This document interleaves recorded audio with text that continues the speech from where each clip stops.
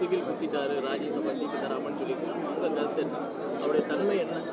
நீங்கள் கேட்ட கேள்விக்கு பொதுச் செயலாளர் அன்னி அவருடைய பதிலில் நல்ல விளக்கம் இருக்கிறது. அதற்கு மேல் விளக்கம் சொல்ல தேவையில்லை என்று நான் கருதுகிறேன். தேசிய ஜனநாயக கூட்டணியில் தொடர வாய்ப்பு இருக்கா? நான் என்டி அலையன்ஸிலிருந்து வெளியேறிவிட்டேன்.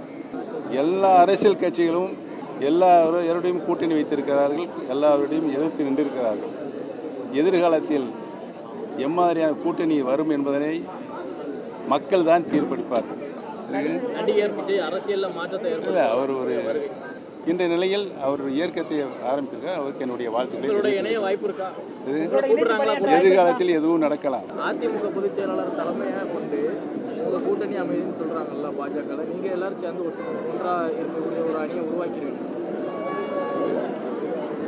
உங்களுக்குலாம் தெரியும், 24 பாராளுமன்ற தேர்தலில்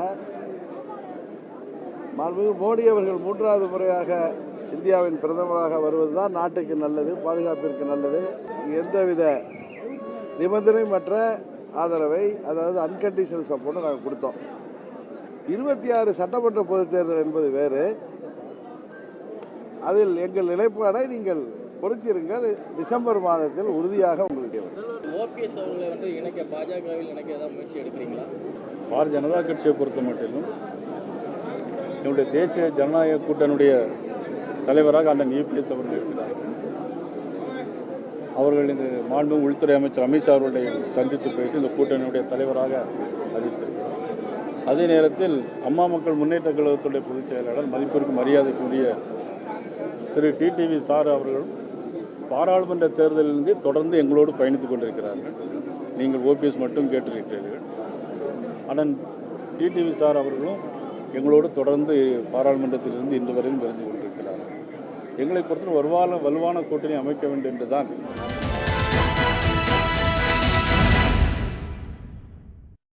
வணக்கம், இது கேள்வி களம். விஜயோடு கூட்டணியா என்று கேட்டால் எதிர்காலத்தில் எதுவும் நடக்கலாம் என்று ஓ பன்னீர்செல்வம் சொல்கிறார். அஇஅதிமுக பாஜக கூட்டணியில் அவருக்கு இடம் இல்லை என்ற நிலை வந்துவிட்டதா என்ற ஒரு கேள்வி இருக்கிறது. தேஜா கூட்டணியிலிருந்து அவர் வெளியேறி விட்டார். மதுரையில் மாநாடு நடத்துவதாக அறிவித்திருந்தார். பின்னர் அந்த தேதி ஒத்தி வைக்கப்பட்டிருக்கிறது. இதுவரையிலும் அதிமுக பாஜக கூட்டணியில் அவருக்கு இடம் இல்லை.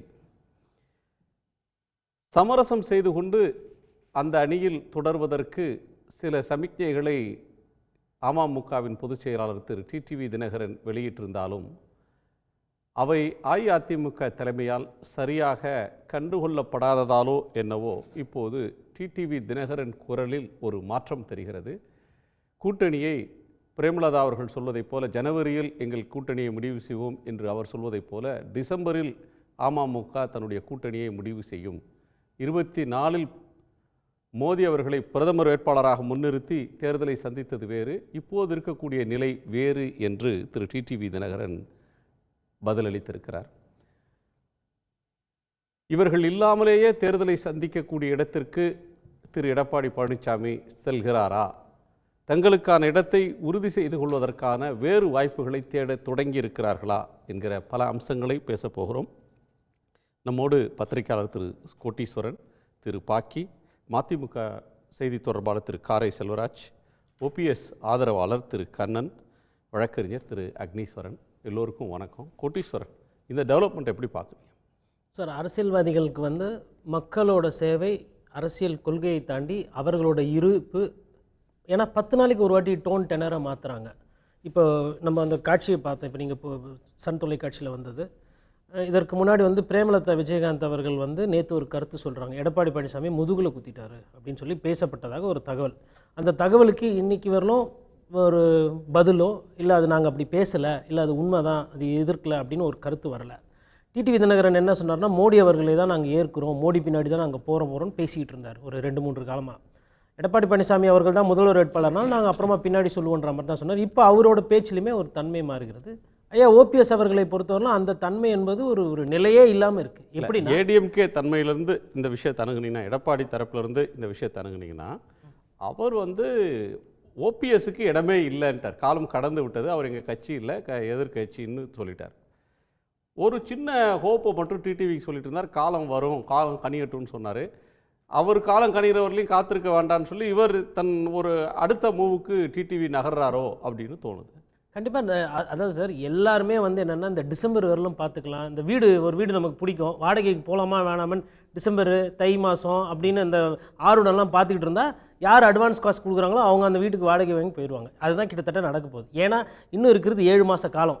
திமுகவை பொறுத்தவரையிலும் அவங்க வந்து தேர்தல் பிரச்சாரத்தை ஆரம்பிக்கலனாலும் கூட பூத் வேலையை ஆரம்பிச்சிட்டாங்க. நேரு அவர்கள்லாம் வந்து 2 முறை 3 முறை பூத் மீட்டிங் போட்டு ரிவ்யூ போட்டு ஓட்டு வரலன்னா நீங்கள்லாம் கட்சி வேலைக்கே இல்லைன்னு கடுமையாகவும் பேசுகிறாரு, வேலை செய்கிறவங்கள பாராட்டுறாரு. இது ஒரு புரிதல்.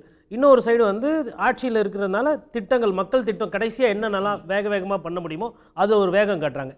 எதிர்க்கட்சி தலைவர் எடப்பாடி பழனிசாமியை பொறுத்தவரையிலும் பஸ் எடுத்து 120 தொகுதிக்கு மேலே போயிட்டு பிரச்சாரம் பண்ணுறாரு, எல்லாம் பண்ணுறாரு. பட் இவங்க ஒரு நிலையற்ற தன்மையை வந்து இப்படியும் பேசுகிறாங்க. பிரேமலதா அவர்கள் வந்து என்ன சொல்கிறாங்க, இபிஎஸ்ஸை குறை சொல்கிறாரு. அதே ஒரு நாளைக்கு முன்னாடி ஜிகே வாசன் ஐயா மூப்பனாரோட நிகழ்ச்சியில் வந்துட்டு சுதீஷ் அவர்கள் போய் கலந்துக்கிறாரு. டிடிவி தினகரன் நேற்று வரலாம் ஒரு மாதிரி பேசுகிறார், இன்றைக்கி மாறாரு. ஆனால் எடப்பாடி பழனிசாமி எனக்கு என்ன தோணுதுன்னா எதை பற்றியும் கவலைப்படாமல் அவர் வேலையை செய்கிறாரு. அதனால் டிடிவி இவங்க எல்லாம் என்ன நினைக்கிறாங்கன்னா எதை பற்றியும் கவலைப்படலைன்னா என்னங்க, அவர் கூட்டணியை உருவாக்க வேண்டியது அவர் கடமை. அவர் வந்து தொடர்ந்து சொல்லிட்டு இருக்கிறது மெகா கூட்டணியை உருவாக்குவோம், மக்கள் விரும்பும் கூட்டணியை உருவாக்குவோம், வலிமையான கூட்டணியை உருவாக்குவோம், இப்படி வெவ்வேறு வார்த்தையில் ஒரு சில விஷயம் சொன்னார். அது ஃபெயிலியர் ஆயிடுச்சு. பார்லிமெண்ட் எலெக்ஷனில் ஃபெயிலியர் ஆச்சு. இப்போவே ஃபெயிலியர் தான் அது. ஏன்னா எப்போ வந்து அவர் விஜய் மனசில் வச்சு பேசியிருக்கலாம், இல்லை மற்ற சில கட்சிகள் பற்றி பேசினா, கம்யூனிஸ்ட் கட்சிகளை நீங்கள் இங்கே வந்துருங்க உங்களை மாண்போடு நடத்துகிறோம்லாம் கூப்பிட்டு பார்த்தாரு. பட் கம்யூனிஸ்ட் தோழர்கள் தயாராக இல்லை, திருமாவளவனும் அது தயாராக இல்லை. இப்போ விஜய் மனசில் வச்சு பேசினா விஜயம் வந்துட்டு இப்போ விமர்சனம் பண்ண ஆரம்பிச்சிட்டாரு. அவங்க ஓட்டை இவர் எடுக்க பார்த்த உடனே எதிர்நிலைக்கு போயிட்டாங்க. நீங்கள் 2 பேர் தான் முக்கியம். நிறைய பேர் வந்து என்ன நினைக்கிறாங்கன்னா 3வது அணி 4வது அணி இப்போ இல்லை, எப்பயுமே இதுக்கு வந்து தமிழ்நாட்டில் இடம் இருந்ததில்லை. வர தேர்தல் எல்லாம் நினைக்கிறாங்கன்னா விஜய் புதுசாக வராரு, விஜயோட பஸ் இப்போ ரெடி ஆகிட்டு இருக்கு, அந்த பஸ்ஸில் ஏறிக்கலாமா அப்படின்னு சொல்லிட்டு எல்லாம் துண்டை போட்டு பார்க்குறாங்க. இதில் வந்து எதிர்க்கட்சி தலைவர் வந்து ஸ்டாலின் அவர்களை தான் கேள்வி கேட்குறாரு. ஸ்டாலின் அவர்களும் என்ன சொல்கிறாருன்னா பழனிசாமி இதே கனவுல இருக்காருன்னு. அப்போ அவங்க 2 பேரும் அவங்களுக்குள்ள 1-2 ஆடுறதுக்கு தயாராகிட்டாங்க. அப்போ திமுக வர்சஸ் அதிமுகன்ற மாதிரி தான் களம் போகுது. இவங்க இதே மாதிரி ஒன்றும் இல்லைங்க, மதுரையில் ஓபிஎஸ் டிடிவி போன்றவர்கள் விஜயோட சேர்றாங்க. ஒரு ஹைப்போதட்டிக்கலா ஆமாம், இப்போ வந்து எதுனாலும் நடக்கலான்னு ஓபிஎஸ் சொல்றாரு. நீங்க விஜயோட சேருவீங்களா, கூட்டணி சேருவீங்களா, எதுனாலும் நடக்கலான்றாரு. அப்படி ஒரு காம்பினேஷன் வர்றப்ப அது ஒரு சீரியஸான ஒரு ஃபார்மேஷன் ஆயிடாதா? சீரியஸ் ஃபார்மேஷன் ஒரு முக்கியமான போட்டியாளர் அப்படின்ற ஒரு இடத்தை அடைஞ்சிடாது. கரெக்ட் சார், அதெல்லாம் கரெக்ட். அடிப்படையில் ஒரு கேள்வி, விஜய் அவர்கள் என்ன சொன்னார், என் தலைமையில் ஏற்றுக்கிறவங்க யாராக இருந்தாலும் நாங்கள் சேர்த்துக்கிறோம். நாங்கள் அப்போது எடப்பாடி பழனிசாமி அமைச்சர் முதலமைச்சராக வேண்டாம், ஆனால் விஜய் வந்தால் ஓகே அப்படின்னா அதை வெளிப்படையாக சொல்லணும். எத்தனை சிஎம் கேண்டிடேட் இருக்க முடியும்? கிட்ட போய் கூட்டணிக்கு போனாங்கனாலே அவர் தலைமையை ஏற்றுக்கொண்டாங்கன்னு தான் அர்த்தம்.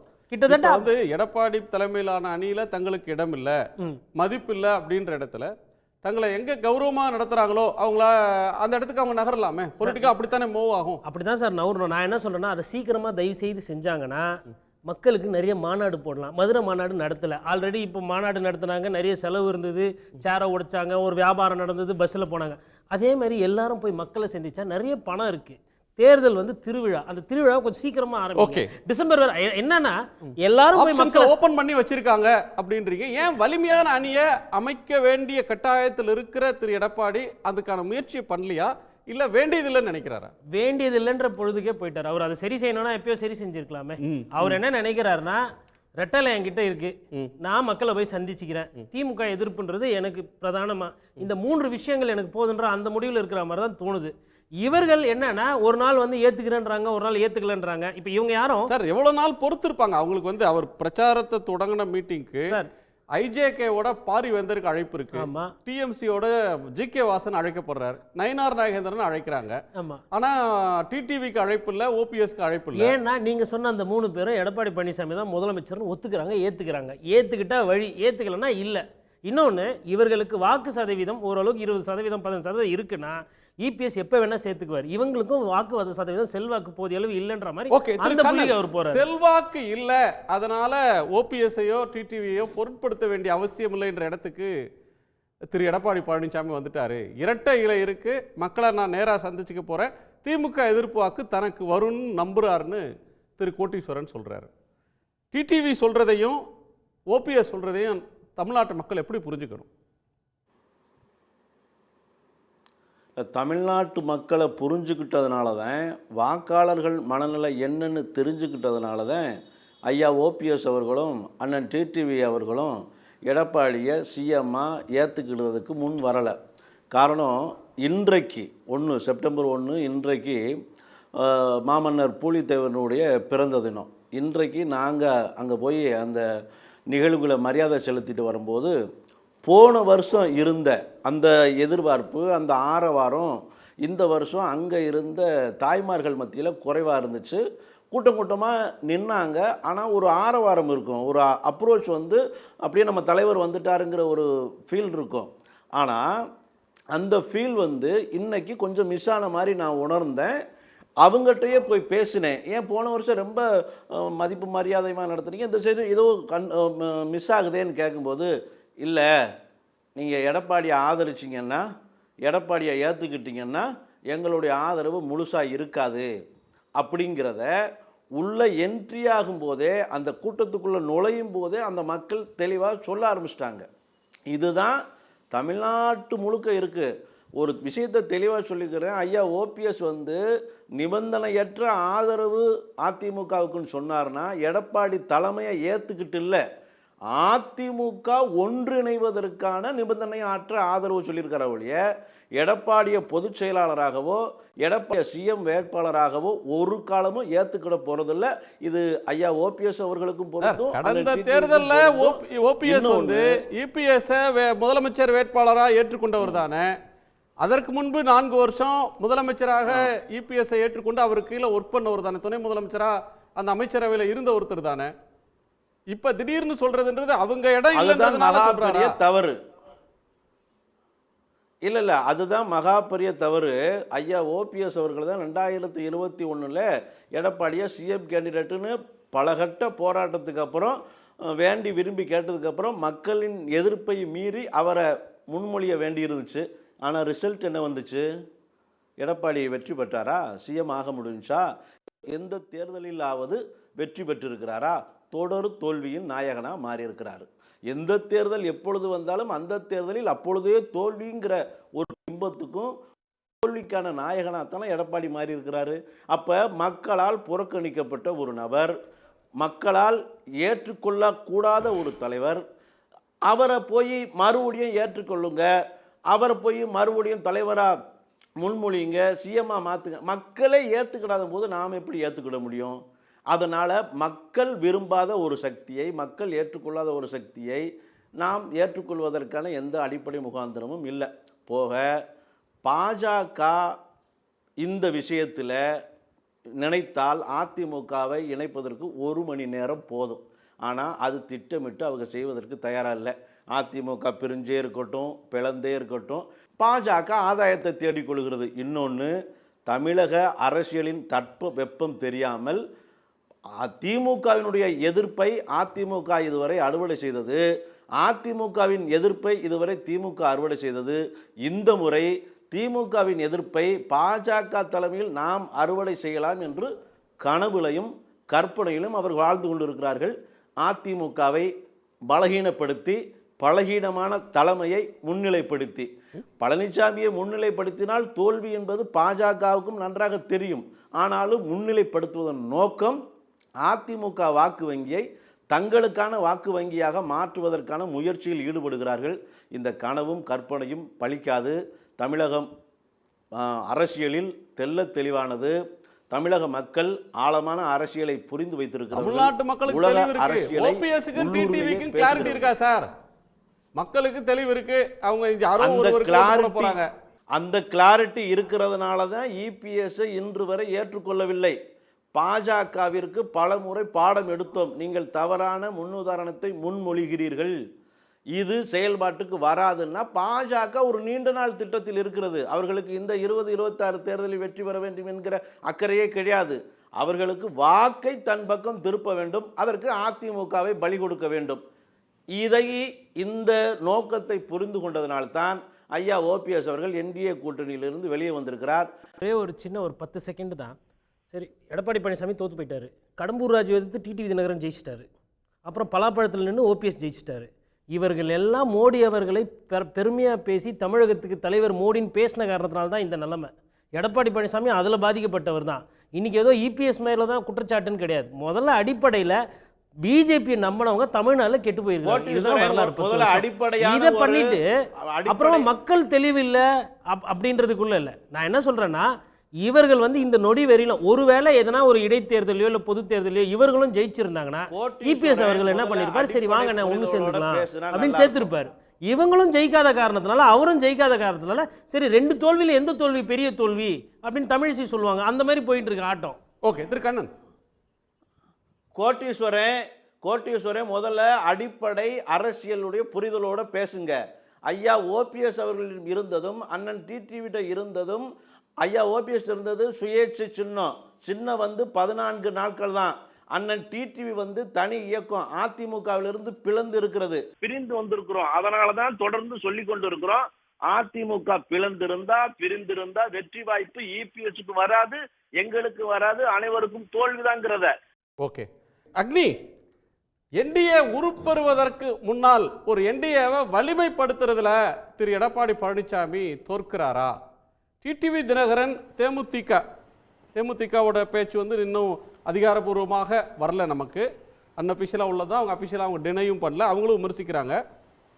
தினகரன் ஓபிஎஸ் எடுத்து அதே நிலைப்பாடு என்டிஏலிருந்து வெளியேறது மாதிரி ஏடிஎம்கேவை ஏற்றுக்கொள்வதில் தயாராக இன்னைக்கு இல்லை, டிசம்பர் மாதம் பார்க்கலாம்னு 3 மாதம் தள்ளி போடுறாரு. இது ஏடிஎம்கேவுக்கான பின்னடைவா இல்லை ஒரு புது அத்தியாயத்தை உருவாக்க போகிறாங்களா? சார், அனைவருக்கும் வணக்கம். அரசியலில் புது அத்தியாயத்தை உருவாக்க போகிறாங்களா அப்படின்னு இங்கே கேட்குறீங்க சார். அது புது அத்தியாயம் உருவாக்க போகிறாங்களா இல்லையான்று எனக்கு தெரியலை. ஆனால் புரட்சித் தலைவர் எம்ஜிஆர் இறந்தபோது 2 பேருக்கு தான் கட்சியை யார் கைப்பற்றுறது, அதிமுகவை யார் வழிநடத்துறதுன்ற பிரச்சனை வந்துச்சு. ஆனால் அம்மையார் ஜெயலலிதா அவர்கள் இறந்ததற்கு பிறகு இங்கே 4 பேர் போட்டி இருக்கிறாங்க. இப்போ அதனால தான் இது அப்படியே திரும்ப திரும்ப திரும்ப திரும்ப ஒவ்வொருவராக குறை கூறிக்கொண்டு அரசியல் தமிழ்நாட்டில் நடக்கிறத நம்ம பார்க்குறோம். ஆனால் பொதுக்குழுவாக இருக்கட்டும், நீதிமன்றத்தில் இருந்து வழக்குகளை சந்திப்பதாக இருக்கட்டும், இது எல்லாமே இன்றைக்கு சட்ட ரீதியாகவும் அரசியல் ரீதியாகவும் இன்றைக்கு தமிழ்நாட்டில் அதிமுகவின் தலைமை, பொதுச் செயலாளர், தமிழ்நாட்டின் மாண்புமிகு எதிர்க்கட்சி தலைவர் திரு எடப்பாடி பழனிசாமி என்பதை நாடு நன்கு அறியும். ஆனால் இங்கே அவரை வீழ்த்த முடியாதவர்கள், அதாவது அதிமுகவை வீழ்த்த நினைத்து வீழ்த்த முடியாதவர்கள், பார்த்தீங்களா அவர் தோற்று போயிட்டாரு அப்படின்றத தொடர்ந்து பேசிக்கிட்டு இருக்கிறாங்க. அவங்க பேசட்டும்.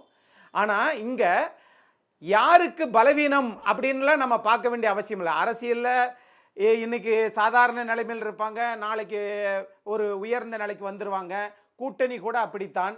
ஆனால் இதை பூதாகரமாக மாற்ற வேண்டிய அவசியம் இல்லை. காரணம், அவர் பலவீனம் அப்படிங்கிறது எடுக்கக்கூடிய தலைவர்களுடைய முடிவில் தான் சார் இருக்குது. ஆகையினால இங்கே பலவீனம் அப்படின்ற பேச்சுக்கு இடமே இல்லை. திரு டிடிவி தினகரன் ஒரு நிலைப்பாட்டை எடுக்கிறார். நான் இப்போ கேட்குறேன், மரியாதைக்குரிய ஓபிஎஸ் அவர்கள் ஒரு நிலைப்பாட்டை எடுக்கிறார். இந்த நிலைப்பாடுகள் எல்லாம் எதை காட்டுது அப்படின்னு சொன்னால், நீங்கள் ஒவ்வொரு மாதத்திற்கும் ஒரு நிலைப்பாட்டை எடுப்பதாக இருந்தாலும் சரி, ஆனால் ஒரே நிலைப்பாட்டில் யார் இருக்கிறார்களோ அவர்கள் தானே வெற்றி பெறுகிறார்கள் சார். அரசியலில் தமிழ்நாட்டு மாண்புமிகு முதலமைச்சர் திரு மு.க. ஸ்டாலின் அவர்கள் என்ன சொல்றாங்க, நான் பாஜக எதிர்ப்பு என்கிற ஒற்றை நிலைப்பாட்டில் அவர் வெற்றி வாகை சூடிக்கொண்டே இருக்கிறார். அதே நிலைப்பாட்டில் தான் அதிமுக தலைமையில் தான் பாரதிய ஜனதா கூட்டணி என்கிற நிலைப்பாட்டில் மாற்றமே இல்லை. இங்க யார் அரவணைத்து செல்ல வேண்டும்? பாரதிய ஜனதா தான் அவர்களை அரவணைத்து செல்ல வேண்டும். இங்கே அதிமுகவினுடைய தலைமை அது அரவணைத்து செல்லுகிறதா இல்லையா என்பதை நாம் விவாதிப்பதை காட்டிலும் அதிமுக தலைமையில் தான் பாஜக கூட்டணி வச்சிருக்கு அப்படின்னு பொறுப்பை அவங்கள்ட்ட ஒரு டிஸ்க்ளைமர் மாதிரி அவங்களுக்கு கொடுக்குறீங்க. ஒரு பக்கம் கூட்டணியில் யார் இடம்பெறணுன்றதை இபிஎஸ் தான் முடிவு செய்வார். கூட்டணி ஆட்சியா தனி ஆட்சியா அப்படின்றத இபிஎஸ் தான் முடிவு செய்வார். கூட்டணிக்கு தலைமை அதிமுக, அதிமுகவின் முதலமைச்சர் வேட்பாளர் இபிஎஸ், இப்படிலாம் ஒரு பக்கம் சொல்லிக்கிட்டு அந்த கூட்டணியில் யார் சேரணுன்றத அவங்கள திருப்தி பண்ணுறது, அவங்கள பேசிக்க வேண்டியது பிஜேபியோட வேலைன்றீங்களே சரி சார், 2024 நாங்கள் நிபந்தனையின்றி இந்திய நாட்டினுடைய பிரதமருக்காக நாங்கள் கூட்டணி சேர்ந்தோம் என்று சொல்றது எந்த கட்சிகளோ அதே கட்சிகளுக்கு இதுதானே சார் பதிலாக வரும். இது ஒண்ணு. இன்னொரு விஷயம், சார், அவங்க என்ன மெசேஜ் சொல்றாங்கன்னா, பாருங்க, பிஜேபி விஷயத்துல நாங்க எந்த கண்டிஷனும் போடல, தமிழ்நாட்டுன்னு வரும்போது நான் இன்ஃபேக்ட் டிடிவி என்ன சொல்றாரு, நான் தேர்தலில் நிக்க கூட மாட்டேன்னு சொன்னேன், பிஜேபி கம்பல் பண்ணதுனால நின்னேன், நாங்க இந்த எலெக்ஷன் அப்படி பார்க்க முடியாது, அந்த 2024 வியூகம் வேற, 26 வியூகம்ன்றது எங்களை தற்காத்துக்கிறதுக்கான வியூகம்ன்ற ஒரு வார்த்தையை சொல்றாரு. அது உண்மைதான், நான் அது இல்லைங்கல. ஆனால் அது இல்லை அப்படின்ற முடிவுக்கு அவங்க வந்துட்டாங்களா இல்லையான்றதை அறிவிக்கிறதுக்கே டிசம்பர் மாதம் வரைக்கும் நம்ம காத்திருக்கணும்ல சார். சார், அவங்க நிலைப்பாட்டை அறிவிப்பதற்கு அதுக்கும் எடப்பாடி பழனிசாமி தான் காரணமா என்ன? இல்லையே. ஆகவே இவர்கள் இந்த சொல்லுவாங்கல்ல, ஆகாததுக்கு போகாத ஊருக்கு என்று இவர்கள் நினைத்து கொண்டே இருப்பார்களே. ஆனால் அதிமுக மேல சரி, நான் கேட்கிறேன், இப்ப மட்டும் அவர் சேர்க்க மாட்டேங்கிறாருன்னு சொல்றாங்களே, வழக்கு போடுவதற்கு முன்பு எடப்பாடிட்ட கேட்டுட்டா எல்லா நீதிமன்றத்திலும் வழக்கு போட்டாங்கங்க இல்லையா? அப்போ தொல்லைகள் கொடுப்பதையெல்லாம் ஒருவர் ஏற்றுக்கொள்வாராம். ஒருவர் என்று கூட விட்டு விடுங்கள், அதிமுக என்கிற கட்சியை நீங்கள் இரட்டை இலையை தோற்கடிக்கணும் என்று சொன்னவர்கள் எல்லாம் இன்னைக்கு அதிமுக பொதுச் செயலாளர் பேசாம இருக்கிறாருன்னு சொல்றீங்களே. இதே ரெட்டலையை நீங்க 2024 நாடாளுமன்ற தேர்தலில் தோற்கடிக்கணும்னு சொல்லி தானே நீங்க வாக்கு சேகரிச்சீங்க. அப்ப 24 26க்கு ஒரு நிலைப்பாடு என்றால் ஒற்றை நிலைப்பாட்டில் தான் அந்த கட்சி இருக்குது. 2024 டிடிவி மட்டும் முயற்சி பண்ணாங்களா?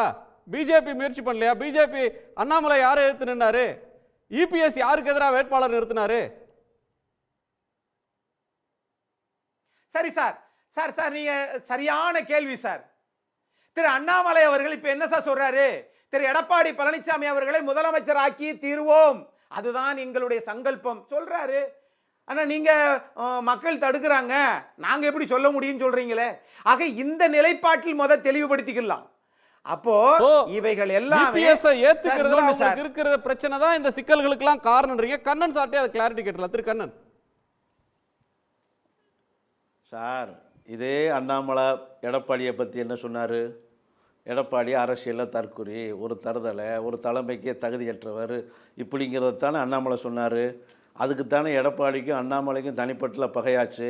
இன்றைக்கி ஒரு அஜெண்டாவில் அவங்க ரெண்டு பேரும் ஒன்று சேர்ந்துக்கிட்டாங்க அப்படிங்கிறதுக்காக பாஜக ஒரு தற்கொலை முடிவை தேர்தலில் எடுப்பது என்பதற்காக அவங்க கூட போய் சேர்ந்து நாம் ஏன் தற்கொலை முடிவு எடுக்கணும்? பழனிசாமிங்கிறது ஒரு தோல்வியின் பிம்பம், துரோகத்தின் அடையாளம்.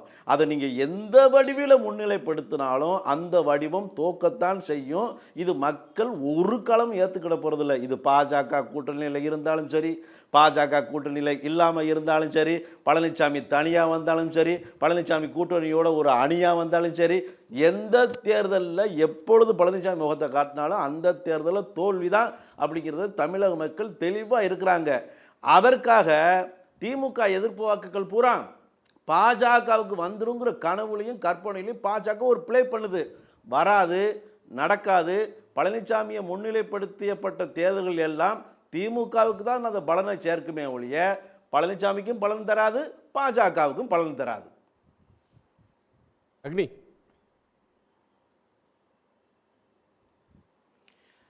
சரி, பாஜகவுக்கும் பலன் தராது, பழனிசாமிக்கும் பலன் தராது, உங்களுக்காவது பலன் தருமா 2026 என்கிற கேள்வியை சாமானிய மக்கள்கள் கேட்பாங்களா? பலாப்பழம் தான் அரசியல் என்பது மக்கள் முடிவு செய்வாங்க.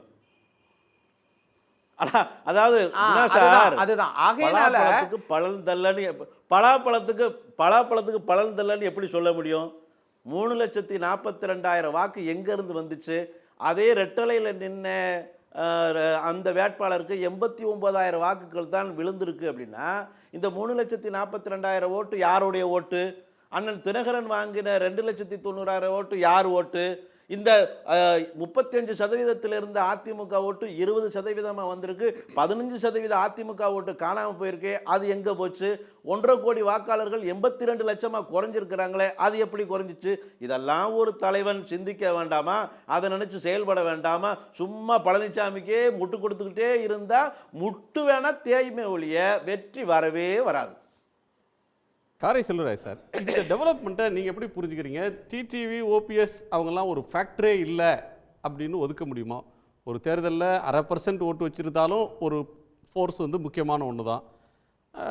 ஒரு அணி எதிரணி வலுவாக இருக்கிற நேரத்தில் அதிமுகவை எதிர்க்கிற திமுக அணி வலிமையாக ஒற்றுமையாக இருக்கிற நேரத்தில் அதே மாதிரி ஒரு அணியை கட்ட வேண்டிய தேவை ஏடிஎம்கேக்கு இருக்குது. ஆனால் நடக்கிறது திரு அக்னீஸ்வரன் போன்றவர்கள் பேசுவதை பார்க்குறப்ப அந்த காம்பினேஷனில் அந்த கூட்டணியில் ஓபிஎஸ்க்கோ டிடிவிக்கோ இடம் இல்லை அப்படின்னு நம்ம புரிஞ்சிக்க முடியுது. இது டெம்பரரி, பிறகு தேர்தல் நேரத்தில் சரியாயிடும் அப்படி இதை புரிஞ்சுக்கணுமா? இல்லை இது ஒரு முடிவு பெறாத ஒரு இடத்துக்கு போயிடுச்சு, பாயிண்ட் ஆஃப் நோ ரிட்டர்ன் அப்படின்ற இடத்துக்கு நகர்ந்துருச்சா? முக்கியமாக இந்த விவாதத்துக்கான ரிசல்ட்டை நண்பர் அக்னீஸ்வரன் அழகாக சொல்லிட்டார். இந்த குழப்ப நிலை, குழப்பமற்ற நிலை, இந்த 2 நிலைகள் வந்து இப்போ திமுக குட்டணியில் குழப்பமற்ற நிலை. அதிமுக கூட்டணி இருக்கிற வரைக்கும் இல்லை கூட்டணியில் சேருவதாக சொல்லுகிற இயக்கங்களுக்கு இடையே இருக்கிற அந்த குழப்பமான தன்மை, இந்த 2க்கும் என்ன காரணம்னு நண்பர் அக்னீஸ்வரன் மிக அழகாக சொன்னார். திமுக கூட்டணி என்பது பாஜக எதிர்ப்பு என்கிற அந்த ஒற்றை புள்ளியில் நகர்வது தான் அவர்கள் தொடர் வெற்றிக்கு காரணம்னு இங்கே பதிவு பண்ணார். அந்த திமுக கூட்டணியில் இருப்பவர்கள் பாஜகவோட நம்ம வந்து கூட்டணி வைக்கக்கூடாதுங்கிற ஒற்றை புள்ளியில் இணைந்ததற்கான காரணம் என்பதை நான் சுருக்கமாக சொல்லிடுறேன். மதவாதத்திற்கு மதத்தை கையில் எடுத்துக்கொண்டும் சாதியை கையில் எடுத்துக்கொண்டும் தமிழ் இன மொழி பண்பாடு விரோதமாக ஆட்சி நடத்துகிற, மாநில உரிமைகளை பாதிக்கிற, மாநில அரசுகளை ஒடுக்க நினைக்கிற ஒரு ஆட்சி பாஜக. அதுக்காகத்தான் அந்த பாஜக எதிர்ப்பை கையில் எடுத்தோம். அதில் தமிழக மண்ணில் வெற்றி கொடுத்துருக்குதுன்னு சொல்லிட்டார். இப்போ நீங்கள் எடப்பாடியார் பக்கம் வந்தீங்கன்னா அதில் ஒரு குழப்பமுமே இல்லை. அதிமுக பாஜக கூட்டணி சேருமா என்கிற ஒரு நிலையற்ற தன்மையை இப்போ தான் இருக்குது.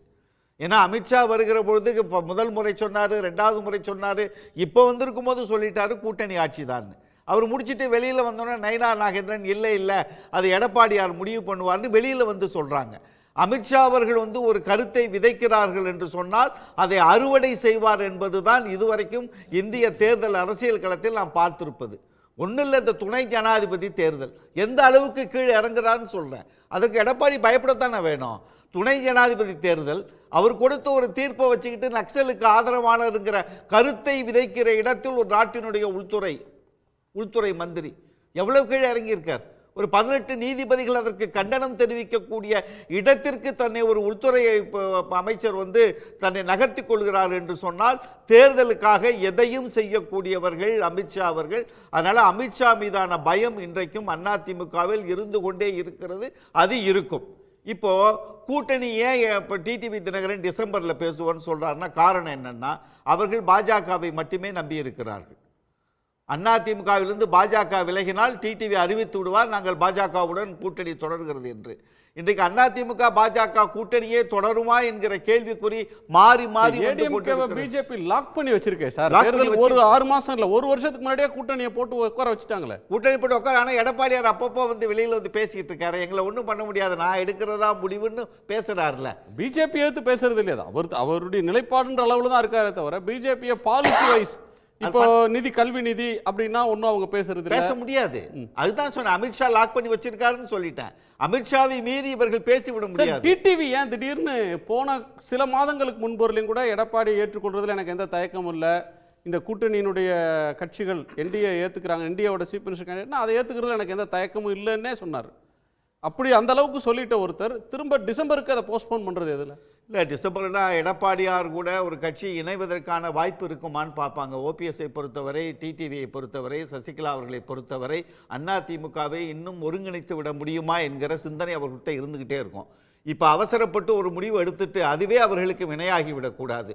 ஒருவேளை ஒருங்கிணைந்து செல்லுகிற ஒரு சூழ்நிலை ஏற்படுமானால், ஏற்படுறதுக்கு வாய்ப்பு இல்லைன்னு எடப்பாடியார் சொல்லிட்டார், அது வேறு விடயம். ஒருவேளை ஏற்பட்டால் இப்பொழுது எடுக்கிற முடிவு என்பது அவருக்கு பாதகமாக அமைந்துவிடும். அதனால் காலம் கணியட்டும், பொறுத்திருப்போம். நம்ம ஏற்கனவே பாஜக கூட டைட் ஷெடியூலில் தான் இருக்கோம். பாஜக கூட்டணிங்கிறது ஒரு மனதான கூட்டணிங்கிறதுல முடிவில் இருக்கிறோம். அதை கொஞ்ச நாள் கழித்து நம்ம பேசுவோமே. இப்போ எதுக்கு நம்ம அவசரப்பட்டு சொல்லணும் என்பது ஒன்று. எடப்பாடி பழனிசாமி அவர்கள் இதில் கிளியராக இருக்கிறார். அவருக்கு ஒரு கிளாரிட்டி இருக்குது. இவங்களுக்கு இடம் இல்லை, அல்லது கடைசி நேரத்தில் ஏதாவது ஒரு சீட்டு 2 சீட்டு அப்படின்னு சொல்லி அவங்களுக்கு எந்த சே இல்லாத நிலைக்கு தள்ளக்கூடும். இல்லை, அது அமித்ஷா மாற்றுவார். நீ அதெல்லாம் நிலையற்றதாக நிலையானதாக எடுத்துக்கவே முடியாது. எந்த சூழ்நிலைக்கும் இந்த தேர்தலை திமுகவை தோற்கடிப்பதற்கு, திமுகவை ரொம்ப கனமாக தேர்தல் களத்தில் நிற்கிற ஒரு ஒருங்கிணைப்பை செய்யாமல் அமித்ஷா விடமாட்டார். அதற்கான முயற்சிகளை அவர் எடுத்துக்கொண்டே இருப்பார்கள். அதில் 2 விஷயத்தை அவன் பார்ப்பான். யாரை யாரோடு இணைத்தாலும் பாஜகவுடைய கை எப்பொழுதும் ஓங்கி இருக்க வேண்டும் என்கிற திட்டம் அது கூட வந்துக்கிட்டே இருக்கும். அதிமுகவையும் தன் கண்ட்ரோலில் இருக்கணும், இணைக்கிறவர்களும் தன் கண்ட்ரோலில் இருக்கணும். ஏற்கனவே எடப்பாடி பாஜக கண்ட்ரோலில் இருக்கார். ஓபிஎஸ் இப்போ பாஜக கண்ட்ரோலில் இல்லை, பாஜக கூட்டணியிலேருந்து வெளியில் வந்துட்டேன்னு அறிவிச்சிட்டாரு. அவரை பொறுத்த வரைக்கும் எல்லாமே ஓப்பன் தானே. ஓபிஎஸ்ஸை பொறுத்த வரைக்கும் விஜய் ஓப்பன் தான், திமுக கூட்டணி ஓப்பன். ஒருவேளை எடப்பாடியார் கூப்பிட்டு வாங்கன்னு கொடுத்து ஒரு 5 சீட்டு கொடுத்து நீங்கள் எங்கள் கூட்டணிக்கு வாங்க, எங்கள் கூட இணைந்து பயணிங்கள் என்று ஒருவேளை கூப்பிட்டால் அதற்கும் சரிதான். பாஜக இல்லை, நீங்கள் எங்கள் கூட வாங்க, எங்கள் கொடுக்குற சீட்டில் நான் உங்களுக்கு நாங்கள் 5 சட்டமன்ற தொகுதி தர்றோம், நீங்கள் எங்கள் கூட தான் கூட்டணி, அதிமுக கூட இல்லை வாங்கன்னு சொன்னாலும் ஓபிஎஸ் போகிறதுக்கு வாய்ப்பு இருக்கிறது. அவர் எல்லா வாய்ப்பையும் ஓப்பனாக வச்சுருக்கார். டிடிவி தினகரன் அவர்கள் இப்பொழுது முடிவெடுக்காததற்கு என்னை பொறுத்தவரையில் நான் நினைக்கிற ஒரே காரணம், ஒருங்கிணைக்கக்கூடிய பேச்சுக்கள் மீண்டும் இப்பொழுது ஆரம்பித்திருக்கிறது. மறுபடியும் பேச ஆரம்பிக்கிறாங்க. ஒருவேளை அது கைகூடுமா, பொறுத்திருந்து பார்த்து எதையும் முடிவு செய்வோம் என்கிற இடத்தில் அவர் இருக்கிறாங்கிறத மட்டும்தான் நீங்கள் எடுத்துக்கணும். இதில் முக்கியமாக நீங்கள் டிடிவி தினகரன் ஒரு நகர்வை இந்த இடத்துல பண்ணுறாருன்னா அந்த நகர்வு நிச்சயமாக அவர் கொஞ்சம் விஷயம் இல்லாத ஆள் இல்லை. டிடிவி தினகரன் ஓரளவுக்கு நிர்வாகத்திலும் சரி, அரசியல் நகர்வு, வெற்றி தோல்வி என்பது அதை நம்ம விவாதிக்கக்கூடாது. ஆனால் அந்த நிர்வாகத்திலையும் அரசியல் நகர்வுகளையும் தீர்க்கமாக முடிவெடுக்கக்கூடியவர் தான். அவர் இப்பொழுது எடுத்திருக்கிற முடிவு என்பது ஒருவேளை அதிமுக கூட்டணி இணைவதற்கான வாய்ப்பு உருவாகுமா என்பது ஒன்று. தேமுதிகவை பற்றி பேசுகிற பொழுது ஒரே ஒரு செய்தான், தேமுதிக அதே டிடிவி தினகரன் நிலையில் தான் இருக்கிறது. தேமுதிகவை பொறுத்தவரை எந்த கட்சியோட கூட்டணி சேரணுங்கிறத இறுதி வரை முடிவெடுக்க மாட்டார்கள், கடைசி நேரத்தில் முடிவெடுப்பார்கள். அதற்கான காரணத்தையும் சொல்வார்கள் என்பதுதான் முக்கியமான விஷயம். ஓகே, இந்த இன்றைய நிலைமை பார்த்தீங்கன்னா ஒவ்வொரு கட்சியாக எடுத்துக்கிறேன். ஓபிஎஸ் டிடிவி தினகரனை பொறுத்து பிஜேபியினுடைய நிலைப்பாடு வேறு, இபிஎஸ்னுடைய நிலைப்பாடு வேறுன்னா ஸ்டாண்டு வேறுன்னு நான் சொல்லலை. இபிஎஸ் என்ன நினைக்கிறார், இக்னோர் பண்ணுறார். நீங்கள் ஏன் அப்படின்னு சொன்னீங்கன்னா, பிஜேபி ஏதாவது கூட்டணி அதெல்லாம் பேசினா ரியாக்ஷன் பண்ணுறதில்ல, இபிஎஸ் மறுவார்த்தை சொல்கிறதில்ல. ஓபிஎஸ் பேசுகிறாரு, பதில் பேசுகிறதில்ல. ஓபிஎஸ் திருச்சியில் 2 ஆண்டுகளுக்கு முன்பு ஒரு மாநாடு நடத்தினார். அதில் திமுக அரசாங்கத்தை பற்றியோ மற்ற இதை பற்றியோ அரசியலில் பேசலை, முழுக்க இபிஎஸ் எதிர்ப்பு பேச்சு தான் நடந்தது. ஆனால் அதுக்கும் எடப்பாடி பழனிசாமி ரியாக்ட் பண்ணலை. டிடிவி பேசுகிறார், அதுக்கும் ரியாக்ட் பண்ணலை. பிரேமலதா பேசுகிறாங்க, இப்போ தம்பி கோட்டீஸ்வரன் சொன்னார் இல்லையா, துரோகம் அளித்து விட்டு ரியாக்ட் பண்ணலை. ஸோ எதற்கும் ரியாக்ட் பண்ணாமல் இக்னோர் பண்ணுறது புத்திசாலித்தனம்ன்ற நிலைப்பாட்டை இபிஎஸ் எடுத்திருக்கார். இபிஎஸ் எல்லா விஷயத்திலும் கிளியராக எடுக்கிறாரான்னு சொல்லலை இந்த இஷ்யூவை பொறுத்தவரை. ஆனால் பாஜகவை பொறுத்தவரையில் என்னன்னா, எந்த குதிரை ஓடுமோ அந்த குதிரை மேலே தான் பந்தயம் கட்டுற மாதிரி இருக்கிற கட்சிகளில் அது டிடிவிக்கு மாஸ் கிடையாது, இன்னமும் இல்லை. ஓபிஎஸ்க்கு இல்லை. ஆனால் ஓபிஎஸ் 2வது இடத்தை ராமநாதபுரத்து மக்களவை தேர்தலில் 2வது இடம் பெற்றார். நிறைய வாக்குகள் 3,42,000 வாக்குகள் பெற்றார்கள். அப்படின்னா அதில் 3வது இடத்துல ரொம்ப கீழே தான் ஏடிஎம்கே இருக்குது, ரெட்டை இலட்சணம் இருந்தாலும். அதுக்கு காரணம் கான்ட்ரிபியூஷன் பிஜேபியோட கான்ட்ரிபியூஷன் இருக்குது, அது ஒரு பக்கம் இருக்கட்டும். எப்படி பார்த்தாலும் ஓபிஎஸ்னால் ஒன்றும் பெருசாக நமக்கு லாபம் கிடைக்காது. ஓவராலாக டிடிவியெல்லாம் லாபம் கிடையாது, இபிஎஸ் நமக்கு லாபம் கிடையாது. இந்த கூட்டணி விஷயத்தை எடுத்துங்களேன், அமித்ஷாவும் இபிஎஸும் கலந்து கொண்ட கூட்டணியில் அதில் பற்றிய இன்னொரு பார்வை எனக்கு உண்டு, அது இப்போ தேவையில்லை, ரெலவெண்ட் இல்லை. அதில் டிடிவி தினகரன் ஓபிஎஸ்க்கு அழைப்பு இல்லை. அப்படி பார்த்தீங்கன்னா என்ன, அதை பார்க்கணும். 2வது பிரேமலதா முரண்பட்டான்னு சொல்கிறார். பிரேமலதா ஜிகே பம்பனார் நினைவேந்தலில் கலந்துக்கிட்ட போது, அந்த கூட்டத்தில் கலந்துக்கிட்ட போது நிர்மலா சீதாராமனோட பக்கத்தில் உட்காந்து சுதீஷ் பேசுனாரே தவிர எடப்பாடியோட ஒரு சதீஷ் பேசுறதா நான் பார்க்கல, விஷுவலில் இருக்கலாமா இல்லையா தெரியாது, நான் பார்த்த வரையில் இல்லை. அப்போ keeps the distance from AIADMK EPS, அந்த ஆதங்கம் இருக்குங்கிறத புரிஞ்சுக்கணும். என்னென்னா பிஜேபியோட ஏதாவது மறுபடியும் சேர்ந்து வேறு ஏதாவது கணக்கு போடலாமா, பிஜேபி ஏடிஎம்கே ஒருவேளை இன்கேஸ் ஏதாவது ஆச்சுன்னா நம்ம நடவடிக்கை நம்ம ஸ்டாண்டை மாற்றிக்கலாமான்னு இருக்கலாம்னு எனக்கு தோணுது. ஸோ இவ்வளவு குழப்பங்கள் இந்த பக்கம் இருக்குது. எடப்பாடி பொறுத்தவரை ஒரே ஒரு விஷயம் நான் கவனித்தது, கன்சிஸ்டன்சி, தொடர் நிலைப்பாடு. 2021 சட்டப்பேரவை தேர்தலில் ஓபிஎஸ் அப்போ அவர் ஒருங்கிணைப்பாளர் அப்படி இருந்தார், கூடவே சசிகலா டிடிவி தினகரன் சேர்த்துக்கோன்னு சொல்லும்போது மறுத்தார். அதை வெளியிலையும் சொன்னார். பல சந்தர்ப்பங்களில் பாஜக வச்ச கண்டிஷன்லாம் அவர் பதில் சொல்லாமல் இப்போ செயலில் காமிச்சிட்ருக்கார். இப்போ அதுதான் நடந்துகிட்ருக்குது. என்னன்னா அது கடைசி நிமிஷத்தில் என்ன மாறுதலுக்கு உட்படுது. தம்பி காரை செல்வராஜ் சில கருத்துக்கள் சொன்னார். காலையில் கூட்டணியில் பேசிட்டு ஈவினிங் போயஸ் கார்டன் போட்டு ஒன் ஆஃப் த ஃபைனஸ்ட் டேன்னு அக்ரிமெண்ட் போட்டது யாருன்னு உங்களுக்கு தெரியும். பாமக எத்தனை விஷயங்களை முரண்பட்டு போயிருக்கு. காலையில் திமுக கூட்டணியில் இருக்கு, மதியம் அதிமுக ஜெயலலிதாவை சந்தித்து கூட்டணி மாறி இருக்கு. ஆனால் கடைசி நிமிஷம் மாறுதலுக்கு உட்பட்டது அப்படின்னு கூட தேர்தல் கூட்டணி கணக்குகள் போடலாம். இது ஒரு பக்கம். அதில் பார்த்தீங்கன்னா இந்த விஜய் பேச்சை பற்றி இவர் சொல்கிறாரு, அதுவும் பெரிய சேலத்தில் அவர் பேசும்போதே ஓப்பன்னீஸ்வரன் பேசும்போது அரசியல் ரீதியில் தாக்கத்தை ஏற்படுத்தலை விஜயோட கூட்டங்கள், அதுக்கு முன்னாடி நடத்தின கூட்டங்கள், மக்கள் தான் முடிவு எடுக்கணும் அப்படின்னு ஒரு 19 அவர் கருத்து சொன்னாங்க. இப்போ எதுவும் நடக்கலாம்ங்கிறது கூட யார் வேணால் சொல்லலாம், நான் கூட சொல்ல முடியும், எல்லாருமே சொல்ல. எதுவும் மீனிங்கே இல்லைன்றீங்க அதுக்கு சார், அதுக்கு எந்த மீனிங்குமே இல்லைன்றீங்க. எந்த மீனிங்கும் இல்லை. அது என்ன ஒரு ஸ்பெசிஃபிக்காக நான் இன்டர்பிரிட்டேஷன் எடுத்துக்கலாம். ஏனென்றால் ஒரு டிவிக்கு ரியாக்ட் பண்ணான்னு வச்சுக்கல. இப்போ கண்ணன் சார்ட்ட கேட்டலாம். திரு கண்ணன், எதுவும் நடக்கலாம் அப்படின்னு சொல்றதுக்கு எந்த பொருளுமே இல்லை அப்படின்னு ஒரு இன்டர்பிரிட்டேஷனை பாக்கி சொல்றாரு. எந்த பொருளுமே இல்லைன்னா இந்த விவாதத்தை எடுத்து நாம் விவாதிச்சிருக்க மாட்டோம். அதுக்கு வெகு ஜனங்கள் ஆதரவு பெற்ற சன் டிவி இப்படி ஒரு விவாதத்துக்கு அனுமதி தந்திருக்காது. அதில் ஒரு விஷயம் இருக்குங்கிறதுனால தான் இப்படி நாம் பேசுகிறோம். அது பாகிஸ்தானுடைய அவருடைய சொந்த கருத்து. ஆனால் எதுவும் நடக்கலாம் என்பது தான் அரசியலினுடைய யதார்த்தம். இப்போ நமக்கு தேவை திமுகவை வீழ்த்த வேண்டும் என்கிற ஒரு அணியை கட்டமைக்கணும். ஆனால் இன்றைக்கு பாஜக கட்டியிருக்கிற இந்த கட்டமைப்பு திமுகவை வீழ்த்துமா? பழனிசாமியை முன்னிலைப்படுத்தப்பட்டு அதிமுக வெற்றி பெற்று விடுமா? இன்னொன்று, விஜய் தனியாக இருக்கிறார், சீமான் தனியாக இருக்கிறார், இன்னும் பல கட்சிகள் தனியாக இருக்கிறது. இப்படி திமுகவை எதிர்க்கின்ற கட்சிகளெல்லாம் தனித்தனியாக பிரிந்திருக்கும்போது எப்படி வெற்றி வாய்ப்பு சாத்தியப்படும்? ஆளும் கட்சியாக இருக்கிறார், ஆளும் கட்சியில் முதலமைச்சராக இருக்கிறார் முதலமைச்சர் ஸ்டாலின். அவர் கூட்டணி கட்சிகளில் எங்கேயாவது முரண்படுகிறாரா? தன்னை பெரியண்ணன் சிந்தனையில் எப்பயாவது நடந்து கொள்கிறாரா? எங்களுக்கு திமுக தீய சக்தி தான், எதிர்க்கட்சி தான் என்ற நிலை இருந்தாலும் ஒரு தலைமைக்கான பண்போடு தரத்தோடு அவர் நடந்து கொள்கிறார். அவருடன் பழனிசாமியை எங்காவது ஒரு தலைமை பண்புக்கான தகுதிமிக்க தலைவராக ஒத்துக்கொள்ள முடிகிறதா? இதை நாங்கள் மட்டுமல்ல பொதுமக்களும் ஏற்றுக்கொள்ளவில்லை என்பதைத்தான் மீண்டும் மீண்டும் தெளிவுபடுத்த முயற்சிக்கிறோம். இது தெரிந்திருந்தும் தெளிய மாட்டேன் என்கிறார்கள். ஒரு தலைமைக்கான பண்பில்லாத ஒரு தலைவரிடத்தில் நீங்கள் கூட்டணி வைத்து அந்த கூட்டணிக்குள் குழப்பத்தையும் சேர்த்து வைத்து முரண்பாட்டு மூட்டைகளெல்லாம் ஒன்று கூடி கட்டினால் எப்படி வெற்றி வரும்? எப்படி திமுகவை வீழ்த்த முடியும்? 35% திமுகவுக்கான வாக்கு, கூட்டணி கட்சிகளோடு சேர்த்து 45% வாக்குகளை திமுக கூட்டணி இன்டாக்டாக கட்டமைப்போடு பெற்றிருக்கிறது. 45% வாக்குக்கு மேல் பெற்றால்தான் அதிமுக கூட்டணி வெற்றி பெற முடியும். இன்றைக்கு அந்த நிலை இருக்கிறதா? அந்த நிலை நீடிக்கிறதா? இத்தனையும் இழந்துவிட்டு அத்தனையும் மறந்துவிட்டு எடப்பாடி ஒருவரை மட்டுமே முன்னிலைப்படுத்துவதற்காக பேசினால் நடந்தால் வெற்றி எப்படி வரும்? வெற்றி எப்படி சாத்தியப்படும்? தோல்விதான் தொடர்கதையாக மாறும். இல்லை திரு கண்ணன், இது இந்த நாள் ஒரு முக்கியமான ஒரு நாள்.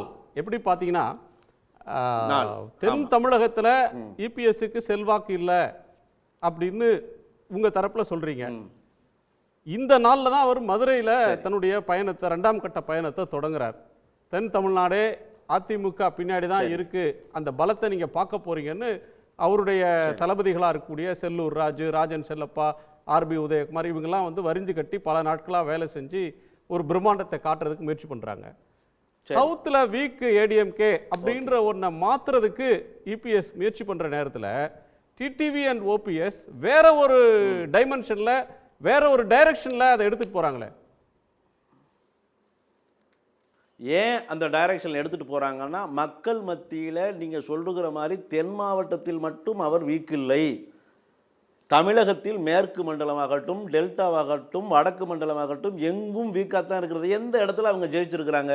இப்போ ஐயா தனியாக சுயேட்சை சின்னத்தில் 3 லட்சம் வாக்குகள் வாங்கினாரே, இப்படி ஒரு 35-36% வாக்குகளை அதிமுக எங்கே வாங்கியிருக்கிறது? எந்த இடத்தில் எடப்பாடியால் வெற்றி பெற? கொங்கு மண்டலத்தில் ஜெயித்து விட்டார்களா? எடப்பாடி சொந்த சேலம் மாவட்டத்தில் அதிமுகவை வெற்றி பெற வைத்து விட்டார்களா? போன முறை ஒருங்கிணைப்பாளர் இணை ஒருங்கிணைப்பாளர் இருக்கும்போது தேனியாவது வெற்றி பெற்றது, இன்றைக்கு சேலமும் சின்னாபின்னப்பட்டது. அப்படி என்றால் ஒட்டுமொத்த தமிழகமே வெறுத்துவிட்ட தலைவரை தூக்கி இதில் ஒரு சூட்சுமமான விஷயம் இருக்குது. இதை நாம் வந்து மேலோட்டமாக மட்டும் பார்த்துக்கிறோம். ஆனால் இப்போ பாஜக என்ன நினைக்குது அப்படின்னா, இதில் தான் ஒரு சூட்சுமமான விஷயம் இருக்குது. அதிமுகவினோட இப்பொழுது கஜானா வந்து எடப்பாடி கையில் சிக்கியிருக்கிறது.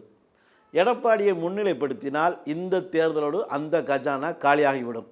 ஆக மக்கள் மத்தியில் செல்வாக்கு இல்லாத எடப்பாடியை முன்னிலைப்படுத்துவது, அவரிடம் இருக்கும் கஜானாவை காலி செய்வது, செல்வாக்கு மிக்க ஓபிஎஸ்ஐயோ டிடிவியையோ சசிகலா அவர்களையோ புறந்தள்ளுவது, இவர்களை புறந்தள்ளிவிட்டு செல்வாக்கில்லாத தலைவரை முன்னிலைப்படுத்தி அவருக்கு இருக்கும் கஜானாவை காலி செய்துவிட்டால் அதிமுக இனிமேல் ஒன்றிணைந்தாலும் அது பழைய பலத்தோடு இருக்காது. அங்கே பாஜக தன்னுடைய சித்து விளையாட்டுகளின் மூலம் திமுகவுக்கு எதிர்ப்பாக வந்துடலாம் அப்படிங்கிற கனவுல தான் அவங்க இத்தனை விஷயங்களும் பண்ணுறாங்க. அது தெரியாமல் எடப்பாடி வழக்குள்ள போய் சிக்கி சிதைகிறார், சின்னாவினப்படுகிறார். இல்லை, இப்போ நீங்கள் சொன்ன செய்தியிலேருந்து எனக்கு நான் முதல் சுற்றில் நான் பதிவு பண்ண பார்த்தீங்களா, பாஜக எதையும் செய்யும், இன்னையும் வந்து ஒருங்கிணைந்து விடுமா என்கிற சூழ்நிலை ஏற்படும் என்கிறதுனால தான் இவங்க இப்போவும் அடக்கி வாசிக்கிறாங்க. ஓபிஎஸ் அவரும் சொன்னேன். இப்போ அவர் நண்பர் கண்ணன் பேசுகிற ஒரு விஷயத்தை சொன்னார். திமுக கூட்டணி எதிர்க்கிற வலிமை இப்போ அதிமுக பாஜக கூட்டணிக்கு இருக்கா அப்படின்னு ஒரு கேள்வி கேட்டால் இல்லை என்பது தான் அவருக்கும் தெரியும், நமக்கும் தெரியும். அப்போ யாரையெல்லாம் சேர்த்து துண்டை போடுறாரு? இப்போவே நீங்கள் ஒரு 2 பேர் சேர்ந்தால் மட்டும் வலிமையை எதிர்க்க முடியாது, நீங்கள் ஓபிஎஸ்ஸை சேர்த்துக்க, டிடிவியை சேர்த்துக்க, அதிமுக ஒருங்கிணைந்தால் மட்டும்தான் வெற்றியடைய முடியும் என்கிற சிந்தனை ஓட்டத்தில் இன்னும் இருக்காங்க. நீங்கள் நல்ல கேள்வி கேட்டீங்க. மதுரையில் கூட்டத்தை ஆரம்பிச்சிருக்காரு, மதுரை பகுதியில் தென் மாநிலங்களில் ஏபிஎஸ்க்கு செல்வாக்கு இல்லைன்னு சொன்னீங்க. இப்போ ஓபிஎஸ் அவர்களும் டிடி அவர்களும் நான் மிகவும் மதிக்கக்கூடிய தலைவர்கள். ஓபிஎஸ் வந்து அதிமுகவினுடைய ஒரு அடையாளமாகவே இருந்தவர். இன்றைக்கு சமூக வாக்குகளை பெறக்கூடிய தலைவர்கள் என்கிற கட்டத்துக்குள் அவர்களை கொண்டு வந்து கட்டி வைத்தது யார்? தென் மாநிலங்களிலே வாக்கு சரிந்து விடும் என்று சொன்னால் அது அதிமுகவினுடைய வாக்குன்னு சொல்லல, சமூக வாக்குகள். நீங்க பொதுத்தளத்தில் அதுதான் விவாதிக்கப்படுகிறது. இப்ப டிடிவியும் ஓபிஎஸ் அவர்களும் ஒரு சமூக தலைவராக கட்டமைக்கக்கூடிய இடத்திற்கு கொண்டு வந்தது யார்? அதிமுக எடப்பாடி கொண்டு வந்தாரா, இல்ல திமுக கூட்டணி கொண்டு வந்தது? யார் உங்களை கொண்டு வந்தது? ஒரு சமுதாயத்தினுடைய தலைவர்களாக உங்களை அடையாளப்படுத்திக் கொண்டீங்க. ராமநாதபுரத்தில் 2வது இடம் வந்த உடனே என்ன சொன்னாங்க? அதிமுக வாக்குகள் எல்லாரும் ஓபிஎஸ்க்கு வாக்கு போட்டாங்கன்னு சொன்னாங்க. ஒரு பொது தலைவராக இருந்தவர், ஒரு அடையாளமாக இருந்தவர் அதிமுகவிற்கு இன்றைக்கு எந்த நிலையில் இருக்கார்? யாருடன் வேணுமானாலும் கூட்டணி சேரலாம். அதிமுக வேணான்னு சொல்லிருச்சு, பாஜக உங்களை வேணான்னு சொல்லிருச்சு. உங்களுக்கான நிலைப்பாட்டை அறிவித்து மாநாடை நடத்தி உங்களுடைய வேகத்தை காமிச்சுக்கிட்டு ஒரு கூட்டணி அமைக்கிற பாதையை எடுத்துக்கொள்ளாமல் நாங்கள் இல்லை பொறுத்திருந்து பார்ப்போம், இன்னும் 7 மாதம் இருக்கு, 7 மாதம் வரைக்கும் ஏதாவது நடக்குமான்னு பார்ப்போம், அதுக்கு பிறகு நாங்கள் கூட்டணி தலைவர்களை எல்லாம் சேர்த்துக்கிட்டு மாநாடு நடத்துறோம் சொல்லுவது என்பது உங்களுடைய இயலாமையை இன்னமும் நீங்க ஒரு இடத்துல துண்டை போட்டுக்கிட்டே இருக்கீங்க. மக்களுக்கு தேவைப்படுற ஒரு விஷயம் கண்ணன் சார் ரொம்ப அழகா சொன்னாரு. இந்த கஜானா கதை, கஜானா தான் ரொம்ப முக்கியம். அதாவது எடப்பாடி பழனிசாமி கிட்ட ஒண்டி தான் கஜானா இருக்கா மாதிரியும், டிடிவி தினகரன் ஏழை, சசிகலா அவர்கள் ஏழை, அதுக்கப்புறம் ஓபிஎஸ் ஐயாவுக்கு வசதியே கிடையாது, நஞ்ச புஞ்சே எதுவுமே கிடையாது. என்ன பிரச்சனை?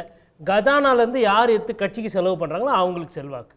பொது செயலாளர் தேர்தல் நடந்தது, அப்போது 5,000 பேர் பொதுக்குழு உறுப்பினர்கள் அவருக்கு டிக் போட்டாங்க. சட்டமன்ற உறுப்பினர்கள், மாவட்ட செயலர், உங்களை யார் கஜானாலேருந்து செலவு பண்ண வேணான்னு ஃபஸ்ட்டு. 2வது, சரிங்க இப்படி எல்லாம் தேர்தல் எது வேணா நடக்கும்.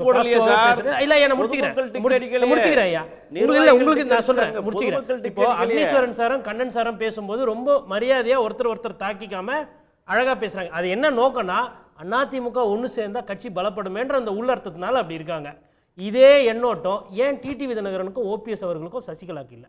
வயசில் பெரியவர் ஓபிஎஸ், அண்ணா எங்கள் கூட்டணி நீங்கள் தானே முதல்வர் அப்படின்னு டிடிவி தினகரன் சொல்லலாம்ல, இல்லைனா சசிகலா அவர்கள் எல்லாம் ஒன்று சேர்றான். இவங்க 2 பேரும் போயிட்டு ஒரு காலத்தில் தியாக தலைவி சின்னம்மான்னு சொன்னவங்க அவங்கள போய் பார்த்துட்டு அம்மா நீங்கள் வாங்க நீங்கள் வழி நடத்துங்க, ஃபஸ்ட்டு நம்ம ஒன்று சேருவோம். இல்லை ஒரு பேச்சுக்கு சொல்கிறேன், 2026 தேர்தலில் டிடிவி தினகரன் 100 இடத்துல எம்எல்ஏ ஜெயிச்சிடுறாரு, ஓபிஎஸ் ஒரு 100 எம்எல்ஏ ஜெயிச்சிடுறாரு.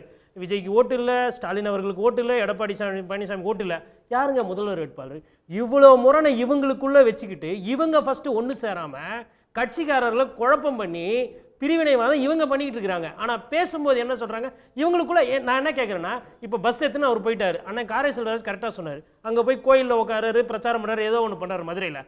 மதுரை மாநாடு போடுறேன்னு சொன்னாங்களே, ஏன் ஒரு மாநாடுக்கு ஏன் செலவே பண்ண மாட்டேன்றீங்க? நீங்கள் எப்போ பார்த்தாலும் ஒரு பொதுக்கூட்டம் போட மாட்டேன்றீங்க, மக்களுக்கு ஒரு திருவிழா நடத்த மாட்டேன்றீங்க. என்னோட ஆசை என்னன்னா, விஜயிலிருந்து எல்லாருமே மக்களை போய் சந்திக்கணும், மாநாடு போடணும், திருவிழா மாதிரி பண்ணணும், மக்களுக்கு நிறைய என்னென்ன செலவுகள்லாம் பண்ண முடியுமோ பண்ணி மக்களை வந்து அந்த தேர்தல் திருவிழாவை தூக்கணும். அப்பதான் வந்து அரசாங்கம் ஒண்டி தான் எல்லாமே எல்லாம் செய்யணுமா? இவங்க எல்லாம் செய்ய மாட்டாங்களா? அதுக்கு இன்னும் ஒரே ஒரு செய்தி, ஒரே ஒரு சின்ன செய்தி. இதுல என்ன காரணம் ஏன் எடப்பாடி ஏற்றுக்கொள்ள மாட்டேங்கிறாங்க தெரியுமா உங்களுக்கு? ஏற்கனவே பேசும்போது சொன்னாரு, போட்டியில் இருந்தவர்கள் எல்லாம் இன்றைக்கு வெளியில், போட்டியிலே இல்லாத ஒருத்தவரின் கட்சியில் கையில் கை கட்சி. அப்படி இருக்கிற பொழுது எப்படி அவர் சீஃப் மினிஸ்டர் வேட்பாளர் வெளிப்படையா சொல்ல முடியும்? கண்ணன், அதாவது ஒரு விஷயத்தை நல்லா புரிஞ்சுக்கோங்க. ஏற்கனவே சீஃப் மினிஸ்டர் கேண்டிடேட்டாக அனௌன்ஸ் பண்ணிட்டு தான் தோர்த்தோம். ஏன் தொடர் தோல்விகள் 11 தோல்விகள் தொடர்கிறது என்பதை குற்றச்சாட்டா எடப்பாடி உட்பட அவருக்கு சாதகமாக பேசுகிற எல்லாருமே சிந்திக்க வேண்டிய இடம் இது. ஏன் அவர் தோற்கிறார், ஏன் தோற்க வேண்டும், சேலத்திலேயே ஏன் தோல்வியை சந்திக்கிறார் என்பதை கள யதார்த்தத்தை முதலில் புரிந்து தெளிந்து பேச வேண்டும். இந்த தோல்வி ஏன் தொடர்கதை ஆகிறது என்பதற்கு எடப்பாடி தலைமைக்கான தகுதி பெற்ற நபர் அல்ல. இவர் யாரையும் அனுசரித்து செல்ல மாட்டார். தன் சுயநலத்தை மட்டுமே முதல்நிலைப்படுத்தி தான் வேலை பார்ப்பார். இது இவர் ஒன்றிய செயலாளர், நகர செயலாளர், மாவட்ட செயலாளர் இருக்கும்போதே இவர் சுயநலவாதி தான் என்பது எல்லோருக்கும் தெரியும். அம்மா சசிகலா அவர்களால் கொடுக்கப்பட்ட ஒரு இடைக்கால பதவி அது.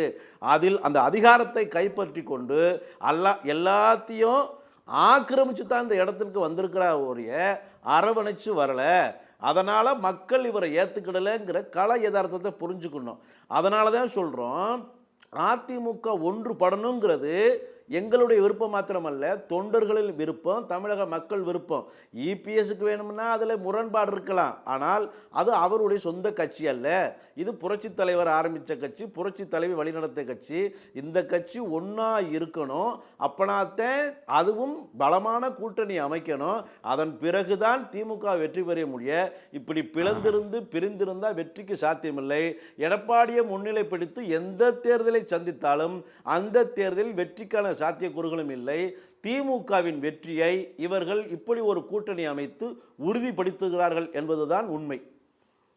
அக்னி, நிறைவு பார்வை.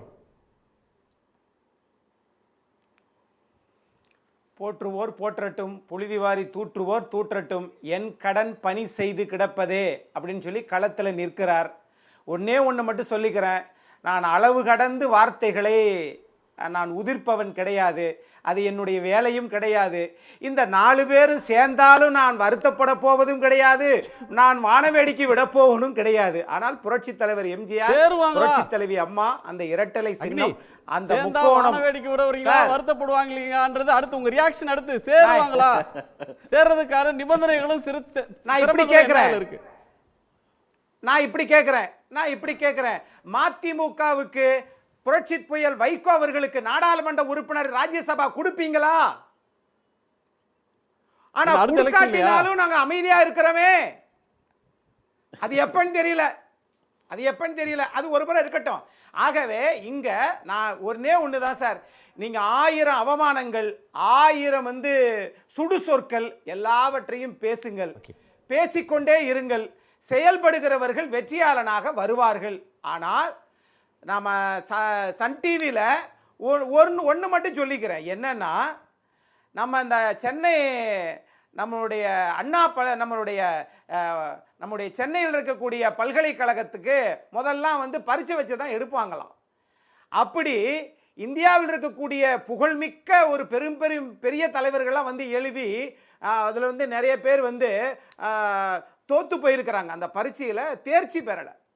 ஆனால் தேர்ச்சி பெறாத ஒருவர் நானி பல்கிவாலா, அவரை அயல் நாடுகளுக்கு குறிப்பாக அமெரிக்காவுக்கு வந்து தூதுவராக நியமித்ததற்கு பிறகு எந்த பல்கலைக்கழகம், சென்னை பல்கலைக்கழகம் அவரை வந்து தேர்ச்சி பெறலன்னு சொல்லிச்சோ, அதே பல்கலைக்கழகம் நூற்றாண்டு விழாவில் அமெரிக்க தூதராக இருந்த நானி பல்கிவாலாவை அழைத்து விழா எடுத்துச்சு. அரசியலும் அப்படித்தான், நீ வெற்றியாளனாக இருந்தால் உன்னை வணங்குவார்கள், இல்லை என்றால் அவ்வளவுதான். அதனால பேசுறவங்க பேசிக்கிட்டே இருக்கட்டும். ஆக அதிமுக என்கிற ஒரு இயக்கம் திமுகவை ஆட்சி விட்டு அகற்றுவதற்கு மக்களுடன் சேர்ந்து பயணிக்கிறது அதிமுக அப்படின்ற பார்வை தான் நான் எப்போதும் பார்ப்பேன். ஓகே, சவுத்து அந்த கோணத்திலேருந்து நம்ம பேசுகிறோம். நிறைவு பார்வை பாக்கி. இல்லை, இது சிம்பிள் சார். பிஜேபி விட்டுருவோம். பொதுவாகவே நான் சொல்கிறேன், டிடிவி தினகரனும் இப்போ தொடர் தோல்வின்னு எடப்பாடி சொன்னால் கூட கட்சி சாலிடாக அவர்கிட்ட இருக்கு. எம்ஜிஆர் மறைவுக்கு பிறகு ஜே அணி ஜானகி அணிக்கிட்ட இருந்தது இல்லை, ஒரே ஒரு வார்த்தை தான், வேற ஒன்றும் இல்லை. ஜெயலலிதா கிட்ட தொண்டர்கள் இருந்தாங்க, அது 89 பூர்வாச்சு. அதே மாதிரி இப்போ கட்சி தொண்டர்கள் எல்லாமே எடப்பாடி கிட்ட இருக்கு. இவங்க கிட்ட ஓபிஎஸ், டிடிவி தினகரன், அதர்ஸ் இல்லை. அவங்க சொன்ன மாதிரி கோட்டீஸ்வரர் சொன்ன மாதிரி ஒன்று கன்சாலிடேட் ஆகிருக்கணும். ரெண்டாவது, இவங்களால இனிமேல் பயனில்லைங்கிறத அமித்ஷாவுடைய கூட்டணி அறிவிச்ச போது கூடவே இல்லையே அவங்க. காரணம், இனிமேல் ரெலவெண்ட் இல்லை, நீங்கள் என்னை ஒதுக்கினா கூட நாங்கள் உங்களோட இருப்போம்னு ஓபிஎஸ் சொன்னார். இப்போ வெளியில் வந்துட்டார் அப்படின்னா அவரால் எந்த பயனும் இல்லை. பிஜேபி வந்து ஜெயிக்கிற குதையில் பந்தயம் கட்டுற மாதிரி தான். அமித்ஷாவும் எடப்பாடி பழனிசாமியும் கூட்டணி அறிவிச்சப்ப ராமதாஸ் கூட தான் இல்லை, அன்புமணி ராமதாஸ் அதில் இல்லை. அதுக்காக அவங்க வந்து சேர்க்க மாட்டாங்களா? அது வந்து இஷ்யூ வேற. அப்போ பார்ட்டி பாலிடிக்ஸ் இருந்தது, கூட்டணி தானே சார். அப்போ வந்து அன்னைக்கு வந்து அவங்க பிஎம்கே இல்லைன்னு ரியாக்ட் பண்ணல. ஓபிஎஸ் தான் எங்களை கூப்பிடாத மன வருத்தத்தை இருக்கிறது சொல்ல வரதுனால. Okay, correct. நிறைவு பாரு. அது திமுக கூட்டணி வலிமையாக இருப்பதற்கான காரணம் வந்து இப்போ நம்ம அக்னீஸ்வரன் சொன்ன மாதிரி எங்கள் அன்பு தலைவர் வைகோ அவர்களுக்கு ராஜ்யசபா கொடுக்கவில்லை என்கிற வருத்தத்தை நாங்கள் திமுக தலைவரிடம் நேரடியாகவே பதிவு செய்தோம், வெளிப்படையாகவே பேசினோம். இப்பொழுது துரை வைகோ அவர்கள், எங்கள் முதன்மைச் செயலாளர், பாராளுமன்ற உறுப்பினர், டிசப்பாயின்மெண்ட்ஸ் எங்களுக்கு திமுக கூட இல்லாமல் இல்லைன்னு சொல்லிட்டு ஒரு கருத்தை சொன்னார். உட்கட்சியிலேயே டிசப்பாயின்மெண்ட்ஸ் இருக்கும்போது கூட்டணிகள் இல்லாமல் இருக்காது. ஒரு கூட்டணி என்பது ஒரு ஒற்றை புள்ளியில் இருந்து தான் துவங்கி இருக்கிறது. ஆனால் கட்சிக்குள்ளே ஒருத்தருக்கு எம்பி சீட் கிடைக்கல, எங்களுக்கு சொன்னதை இதை செய்யலை அதை செய்யலைங்கிறதுக்காக ஒரு கூட்டணியிலிருந்து விலகி வரக்கூடிய இடத்தில் திமுக கூட்டணியில் இருக்கிற எந்த இயக்கமும் இல்லாமல் இருப்பது என்பது ஒற்றை புள்ளி என்பது மதவாத பாரதிய ஜனதா கட்சி எதிர்ப்பு நிலை என்பதுதான் அதோட சூட்சமம். அதுதான் இந்த கூட்டணிக்கான வெற்றிக்கான காரணம். அது போகிற போக்கு பார்த்தா இது இப்படியே போச்சுன்னா பலாப்பழத்தில் நின்று 3 லட்சம் ஓட்டு வாங்கினாரு. அதனால் எடப்பாடி பழனிசாமி வாழைப்பழம் சின்னத்தில் நின்று ஓட்டு வாங்கணும் அப்படின்ற மாதிரி எடுத்துன்னு போயிடுவாங்க பொழுது. அதாவது அவங்க வந்து கோல் போஸ்ட் என்ன நிர்ணயம், என்ன டார்கெட்டுன்னே தெரியாமல் அவங்களுக்குள்ள உள்ளடி சண்டை போட்டுட்டு நீ தோத்துட்ட. அதாவது 11 தோல்வி எடப்பாடி பழனிசாமி. ஆனாலும் எடப்பாடி பழனிசாமி சேர்த்துக்கிட்டா நிர்பந்தம் இல்லாமல் தென் தமிழ்நாடு அரசியலை தீர்மானிக்கிற ஒரு இடம். தமிழ்நாட்டுடைய அரசியலுடைய மைய புள்ளி மதுரை. பெரும்பாலும் தென் தமிழ்நாடுன்றது ஒரு வெற்றி தோல்வியை தீர்மானிக்கிற இடம். அது யாருக்குன்ற போட்டியில எடப்பாடி அங்க வர்றாருன்ன உடனே ஓபிஎஸ் டிடிவி ரிட்டாலியேட் பண்றாங்களா? கண்டிப்பா ரிட்டாலியேட் பண்ணுவாங்க. அவங்களுக்கான அரசியல் பண்ணாங்க. காரிசெல்வராஜ் சார் அருமையா பதில் சொன்னார். இந்த 2 தலைவரையும் ஒரு சாதிய கட்சி தலைவர் மாதிரி இன்னைக்கு வந்து பிம்பத்துக்கு வந்து தள்ளப்பட்டிருக்கிறாங்க. இதற்கு காரணம் யார்? அவங்க தான். ஆனாவுன்னா தென் மாவட்டத்தை வந்து பார், ராமநாதபுரம் வந்து பார், திண்டுக்கல் வந்து பார், தேனி. திண்டுக்கல்ல நீங்கள் மனசாட்சியாக சொல்லி நீங்கள் எல்லாம் சேர்ந்தா கூட திண்டுக்கல்ல பெரியசாமி அவர்களை எதிர்த்து களத்தில் நீங்கள் அரசியல் பண்ணுற தன்மையில் இருக்கீங்களா? 1.25 லட்சம் ஓட்டு மார்ஜினில் இன்றைக்கும் இருக்கார் அவர். அப்போ மக்கள் சேவை அங்கேயும் போயிட்டு சாதிய ரீதியாக அதே மாதிரி பாக்கி சார் அழகாக விவரித்தார்.